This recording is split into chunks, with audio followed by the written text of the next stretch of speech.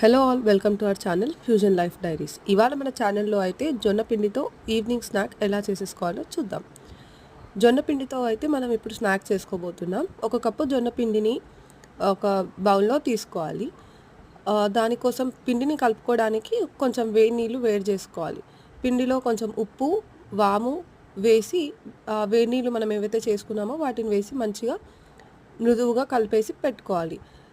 ఆ కలుపుకున్న పిండిని రొట్టెల్లాగా మంచిగా ఒత్తేసుకొని చిన్న చిన్న పీసెస్లా కట్ చేసుకోవాలి.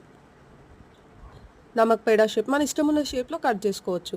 ఆ కట్ చేసుకున్న వాటిని కొంచెం ఆయిల్ వేడి చేసి తగినంత ఆయిల్ వేడి చేసి దాంట్లో డీప్ ఫ్రై చేసుకోవాలి. ఇలా ఈవినింగ్ స్నాక్ హెల్తీగా ఉంటుంది అండ్ మైదాని అవాయిడ్ చేయడానికి ఇది బెస్ట్ స్నాక్ అనమాట.